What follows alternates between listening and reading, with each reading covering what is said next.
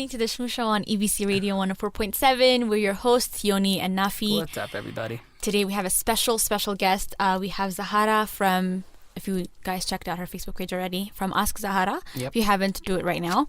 And she's a psychotherapist, and she has done a lot of work with young people. Amazing work. Very impressive work. We're so lucky to have her. Yeah. So we just want to talk a little bit about what we've been covering the past few weeks regarding sexual abuse and molestation. Definitely. I guess what we haven't touched, we were talking about this on the break, and what we haven't touched would be the effects of sexual abuse, like what kind of behaviors would the victims exhibit right after being abused. So any thoughts on that? Okay. Just to talk about where before that, I wanted to say one thing because I think it's important. Okay. Where children are abused by who? It's usually people they know. Yeah. Okay, young or children. It's someone. So in social work, there's a thing called sociogram. So it's within the first contact. So it's either immediate family, extended family, neighborhood, or school or college, university, which means friends, colleagues, someone they know, father, brother, uncle, neighbor, cousin. Wow, yeah.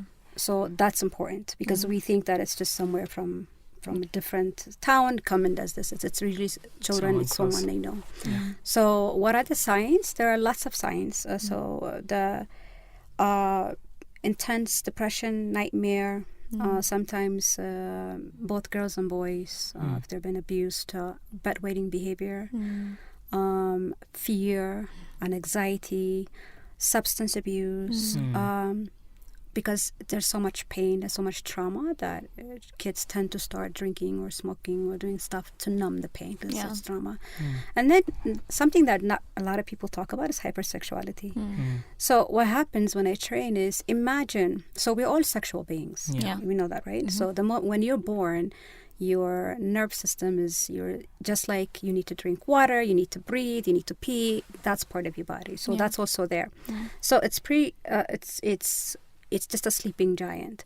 So what you notice is within the family, if someone from when kids are little, we're giving them a bath, touching them.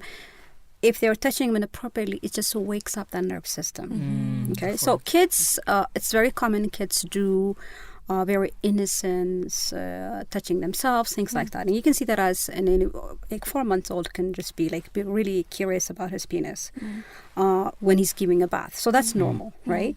But the difference is that when someone older, it could be an older brother or sister, or a nanny is touching, then it's different. So that the mind is not ready for that. Yeah. But the body is, because the body is just a nervous system. So the hypersexuality happens is that when someone touches me, I feel something. So then pleasure equals love.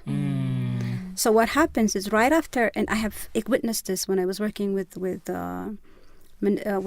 court, just working with child protection office in federal court, that children in 24 hours with the police, in 24 hours there are kids as young as 6 and 4 who are hypersexual because that pleasure, they feel something and they would do that. And as they get older, so if a child is sexually abused by 6 or 7 years old, if he's not treated, he will seek people.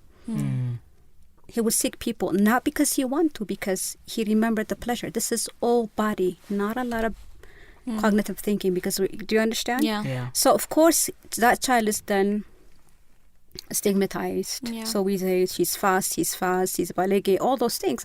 But that child is a victim. So if a child has been sexually abused, not treated, and I say treatment in a sense, talking to someone about it and not feeling shame about it, and one of the symptoms of hypersexuality, that child and that young person would continue to seek out sexual partners. Wow. Same age or older. So we call it hypersexuality. And we don't talk about this enough times. That's true. So the percentage is high. So the big thing is protection. Like preserving this, like talking about this so that kids can know. So that they don't shame themselves and blame themselves. So what other signs are there too? You said hypersexuality. Also fear. So any physical touch that person gets startle. So you would have like people startling. Like if you just want to give him a hug, if you want to give him a kiss, there's fear. And another one is new trauma. So let's say that this child was sexually abused in a classroom, in a bathroom, or in an area like a coroconj area. So that is a new fear, or in a dark. So every time they pass through that trauma wakes up again, and then they re-traumatize themselves. So what you notice is then that the fear, then they start isolating, then they just, and sometimes kids don't even go to school. Or they don't finish college or university, they don't do their job because everything is so, it's a lot of suspiciousness and paranoia and not really trusting myself. And there's a lot of shame. It's my fault. It's because of I was sitting this way, or I gave him a hug, or I gave her a hug. By the way, it's not just girls, it's also boys. Boys also, and young men do get abused. And this is something, again, we're not talking enough about. And but there's a lot of shame associated to it, so people don't come and seek help. Because even in profession, people don't really, because there's a lot of stigma. There's a lot connected to religion, to culture, so boys are not as open talking about what happened to them. So a lot of fear. Sometimes the girls who were like very open, athletic, would really dim themselves, and they will wear baggy clothes and won't look very shy because they're trying to make themselves really small so nobody can see them. And then sometimes they gain a lot of weight so they won't be as attractive, thinking that that's not gonna. It still happens, right? So it's a way of self-protection, self-preservation. Defense mechanism. So lots of signs and lots of ways of how people react to abuse. One question that I think we've even heard other people talk about, especially in regards to abuse, is the fact that there's this thing where you block it out and you don't remember it a lot. So we've met some people, even in our own personal lives, you try to remember something and it's like, no, is it true that it really happened? And so what would you say to that? Well, it's interesting because sometimes it happens in families. Okay, so if it's a cousin or a brother or an uncle or a father or an aunt or like a housekeeper or whoever did it, and a group of children, even though it happened to everybody, not everybody remember the way they want to.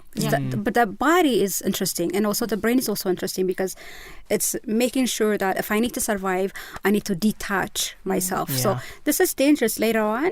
So a lot of people who went through a lot of trauma would actually detach themselves from the event. It's almost like watching yourself in a movie. The pain was so intense. So later on in psychiatric health, like if this is not taken care of, as women and men get older, then it's actually a disorder. Okay, like in the old days it used to be called multiple personality disorder, but it's dissociative disorder. Dissociative disorder comes from one of the reasons people end up like that is because of intense trauma, where the pain was so intense, physical, emotional, mental, that in that moment that child would detach from that experience and literally watch themselves as if they're having this out-of-body experience. So, but that's the body's survival mechanism. The body remembers. So I always say, don't force memories. Because there's a reason why the body doesn't want to remember. But it will come up. If it doesn't come up in certain age, it comes up in when she gets married, when she's having a birth. Oh, I see. And if not, it will come up again when her daughter is the same age. So for happened to her when she was 9, guess what? Around 9, remember that?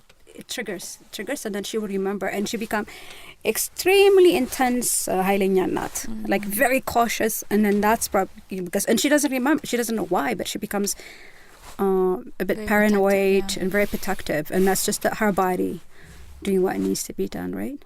So I have to say, and I say this all the time, and I'm glad you guys are doing this. Like, for me, sexual trauma for boys and girls is one of the most important public health issues because it impacts everything in your life. I did one of my internship was at hospice. We call it palliative care here. Palliative care when people are about to die. So I did an internship when I was in grad school in the States, in a hospital, and people who are dying. So people, children, and also the older women who are dying of cancer, and would say, so what is it about you that you regret? And that was one of the, and I was really young. And it literally just shifted the way I saw the world after that. And they would say, the one who were abused, I would have not chosen this career. I would have not chosen this. Like, I would not choose this career. I would not choose this town. I would not choose this husband. I would not choose this because of this. It's that impactful.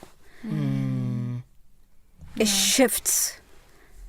It shifts the way you perceive the world. Yeah. But we just don't talk about it enough. That's true. Yeah. That's the whole point why we're doing it. I'm yeah, glad you brought that up. Yes. And I think just even acknowledging itself is enough. Just to say, because a lot of times people think they're crazy. So what happens, like, so what I tell parents is that, and also young people, what I say is, tell someone so that you know that it happened. You know, not necessarily the person who did it to you, because they would deny it. Yeah. It's that amnesia thing we're talking about. They're choosing not to remember. So you don't confront the person who abused you. Ever. Okay. I do not. You can write a poem about it, you can sing about it, you can do drama about it, but you don't, because no, don't do that. Don't do the work for them. But I would write and get rid of it. Get rid of it out of your body, your mind. Just get it out of your system. Acknowledge that this happened to you. Because what happens with families is, if one or two are abused, or let's say there are 4 kids in the family, all are abused, one is the one who carry the torch, and that destroys her. Yeah. While the other 3 are like, I don't remember, I'm blocking it out. And she become angry and bitter, and everything she chooses about her life, she ages. It's not that you know, that hailinya, like really, you know, because she's carrying all of that. So I would say, like, you know what? If your siblings cannot acknowledge it, or your family, or your neighborhood, tell a friend. Say, this is what happened to me. Because if no one says anything, you actually think you're the crazy one. Yep. Yeah. You actually think you made all of this up. Yeah. You know how unhealthy that is? How crazy that is? So to acknowledge this happened to me, I am a survivor, I'm good, I'm okay. I'm okay, I'm a survivor. But to pretend when nobody's acknowledging, I am so sorry that happened to you, I failed you. You know, so sometimes, like, I remember, like, when we were in court, you know, like in child protection, and when I have a chance, because usually I'm a supervisor, so I see children sometimes, the first thing I'll say is, I believe you. That's it. Wow. I believe you. And that is the best gift you give. Because and then you can see like something coming out of her. As young as she'd be like, oh, ish anin? አምንሻለሁ አዝኛለሁ አይዞሽ ሁሉም ሰው እንደዚህ አይደለም. Because in her life she thinks the whole world is doing that to her. አይዞሽ ጥሩ ሰውም ታገኛለሽ. even እናቷ አልተደረገባትም ብላ ስትከራከር ማለት ነው, I will say, I believe you. Because we have evidence. I don't know who, but I believe you. There's evidence that she's been raped, and we have been to, usually it's Gandhi who does this, and the rape kit. And there's an evidence, a doctor says this child has been raped. And the child also, not just because sometimes children can be raped without evidence. Rape, you know, when we say, do you understand? They can be sexually abused, molested.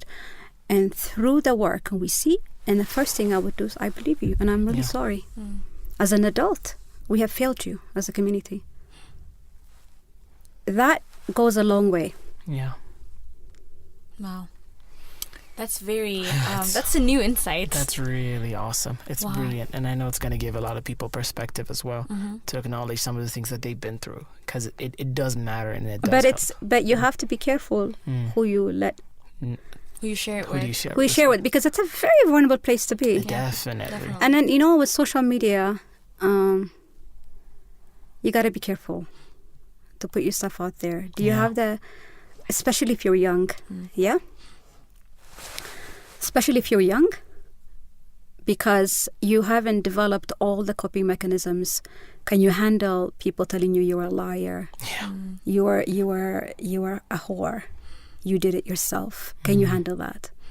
So I don't recommend people to, especially if you're really young, if you have all your capacities, your faculties, if you are mature enough to handle it, if this is what your platform is, and if the platform needs to be a closed platform. Because we're not ready for this. Yeah. And like, do it, but do it in a way it benefits you. Like I tell people this, you are not, especially if you're a victim, if you're a survivor, you are not here to heal everyone. Your job is to heal you, to do you, to take care of you. Be like, damn, I'm really good, I'm hot, I'm like, I'm ready to live my life, not like to carry the load, because you've carried the load enough. So one of the things is like, baka. So you take care of you, you love you. And then, you'll get there. And let the adults do the work. If you're an adult, a young adult, make sure you have enough support. Because it's dangerous, because it opens a can of worms. Yeah. Then what do you do with that? We don't have a lot of services. Yeah, we don't. All right, you're listening to the Schmoo Show on ABC Radio 104.7. You're your host, Yoni and Nafi. We've been talking a lot about abuse and different things. It's been a really, really awesome, impactful show. Today we have on our show Zahara, awesome psychotherapist, really fun person, really guys. Fun. Get to know her. Definitely. Remember, you can find her on Facebook at Ask Zahara. We'll post the link on Telegram as well, and please follow. So keep the conversation going. She's here. She's here to serve. She said something interesting earlier when she was talking about how she was treating. She was talking to patients that were about to die on their deathbed, and they kept telling her their regrets, and they said, I would not have chosen this career, chosen this husband, chosen this town to live in. And some of the decisions they made it from a place of hurt and trauma. And we're talking about the importance of dealing with this properly, the importance of moving from trauma to a place of healing. Definitely. And we just want to wrap up with that concept of how do you grow towards healing? How do you... what are the tools, what are the techniques victims can use to just not be taken a hold with trauma and fear and the consequences of this? Anger is good. So anger is catharsis. So do something with it. Make something out of it. Use that energy to create something, whether it's an art or volunteer or whatever it is, because you want it not to stagnate, but to move. If you just keep it and just let it fester, that's not healthy. So really creating that and being able to make it work to the point that you detach from it, so you experience it. So it's and this is something that counseling is important. If you can, there are, when I came here versus now, what I know is that there are a lot of counselors who are willing to help. There's guidance counselors in some of the public schools, sometimes in religion establishment, sometimes your friends and family, someone who supports you. So having a connection with someone and talking about it and acknowledging it. If you can't acknowledge it, then write it out. So when you write, and don't read it. Get the anger out, the fear, the anxiety, the blame, and burn it. Just keep burning it, getting out of your system. And then once you do that, the biggest thing is forgiveness. Forgiving yourself. Forgive you yourself. Forgive, because a lot of time victims tend to blame themselves for what happened. So forgiving you, like forgiving yourself for, because that's the conversation in our head. And so I would do that. Keep it light. Don't allow this to make you. So it's I'm a survivor is better than I'm a victim, right? You don't want to re-victimize yourself. Create a support system. For young adults, sometimes I think it's really important to have your posse, your friends, your peers. It's really nice to talk, but sometimes you need someone who's a little older. I would reach out to the uncles and the cousins and the teachers and the coaches who connect to the youth, who feel like have this energy. And then, I think that the surrogate parent, the surrogate sister and brother is important, because if your family is not willing to be ready to talk about this and you're still feeling it, you need to have the space, create the space to have conversation with people. And it's not necessarily talking about the abuse every day, because that's not healthy, because it's what we call reminiscism, because you just keep it alive. So I'm talking about not just getting out of your system, and then having a really healthy relationship with adults or young adults. Just, hanging out, having tea, having coffee, going out to movies, just so that you can feel really connected to people around you. The art is good. It's good to exercise and join sports, because it's also, that's catharsis too. Like I said, spirituality is important, whatever your spirituality is, but there's a but for that.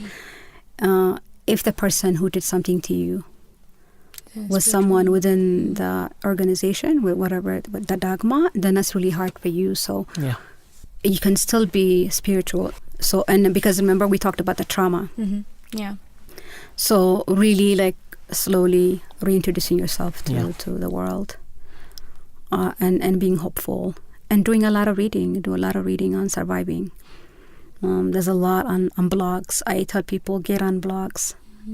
There's like incest survivors, sexual abuse survivors. There's all. And just, I always tell, don't put your name for confidentiality. Just get a new email, and then and then join a blog and talk to people who are surviving.